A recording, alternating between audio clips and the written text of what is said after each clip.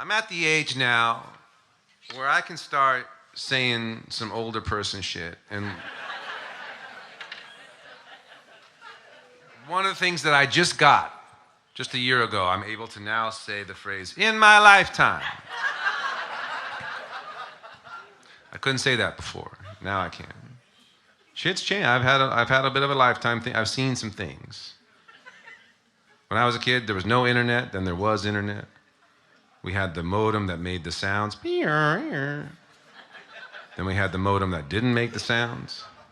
I can remember for a brief period we had a modem that made the sounds, but it had a little volume knob on the side. And I was like, who is that for?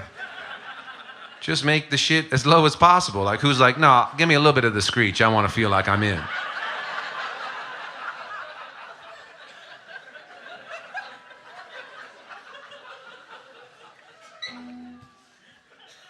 But in my lifetime, nothing has changed more than the process of buying edibles.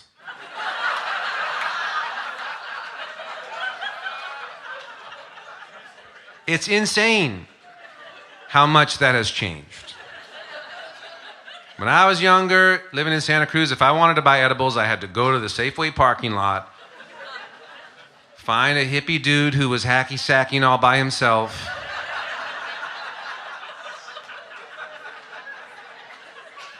he would sell me this little thing he called a goo ball,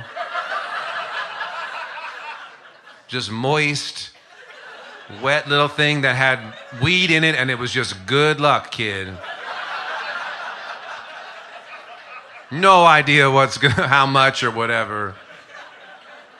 $20, goo ball, have fun. I live here now in Portland. It's the most bougie shit ever, okay? This is a strawberry balsamic reduction glaze. 5 milligram, and we threw in a little bit of vitamin B12 for you there.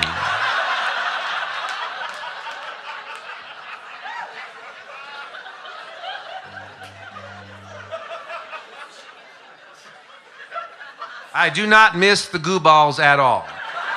No nostalgia for Goo Balls. They fucked me up, man. I had a lot of bad trips on the Goo Balls. You know. When I lived in Santa Cruz, they didn't like that term, bad trip. Don't say that, John. Don't say that. It's a difficult trip.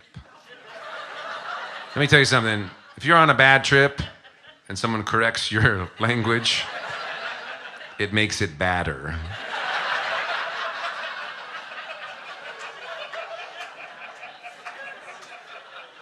I had bad trips. I remember one time I was on those Goo Balls. I was in a spiral. I was for some reason so fixated. I was remembering this time in 3rd grade where I had been playing freeze tag and I was frozen, and then the bell rang and no one unfroze me.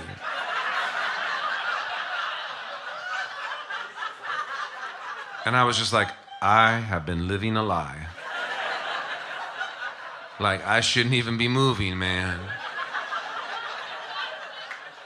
And then my friend came in, he's like, Craigie, let's get out of here. I was like, not unless some kid from my 3rd grade class comes and unfreezes me.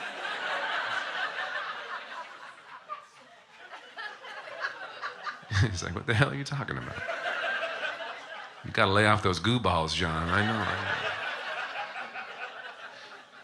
I tell you all of this because this next John Lennon song was written, inspired by a bad trip that George had. What happened was they were in Los Angeles. Oh, that's very sweet. Yeah, he's okay. He's okay. It's okay. I'm so thank you for caring. George, you're okay. We know you're okay. They were in Los Angeles. They were on tour. They had a day off, and they had a little party at the house they were staying at, and they had a little acid party. They all dropped acid except for Paul. He's like, I'll make the cookies. It's great, guys. Don't worry about it. Have fun. And it wasn't just them. They had a party, so they invited David Crosby from the Byrds. He was there. Some other actors. They had this guy named Peter Fonda. Do you guys know who Peter Fonda is? Yeah. He's an actor. He was an Easy Rider. He is the brother of Jane Fonda, the father of Bridget Fonda, and the son of Henry Fonda. And he wasn't that famous at that time, but he was friends with Crosby. They were hanging out. They were all on acid. And Peter Fonda was bumming everybody out. He was. And that happens sometimes. We've all been there, man. Sometimes you're sensitive, and sometimes it's not the other person's fault. It's on you, you know. You're sensitive. Maybe you don't like honey mustard. And someone next to you is just telling a nice story about honey mustard, and they keep saying the phrase honey mustard. And it's really bothering you. And then you have to be like, look, bro, I don't want to tell you what to do. I don't want to be in control of your reality, but if you say honey mustard one more time, I'm going to lose it. Sometimes it's not on you, it's on them. So I was at Burning Man one year. I was having a good time. I was walking through the desert, ran into an old friend. He had a dark energy, you know. He's like, John, did you know that Disney's The Lion King has a lot of clues that predict 9/11? I was like, gotta go. Not tonight.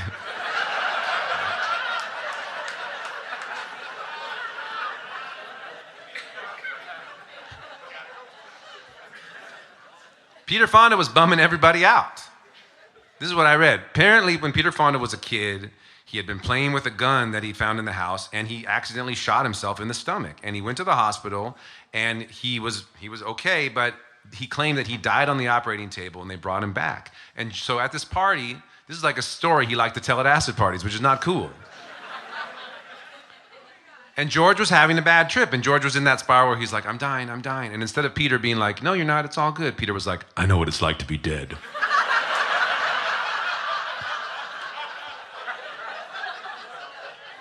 He just kept saying that, I know what it's like to be dead. And John was like, hey, can we get this guy the fuck out of here? He's bumming everybody out. John kicked him out, but he's like, don't worry, Peter, there's gonna be a song about you. So this song is for Peter.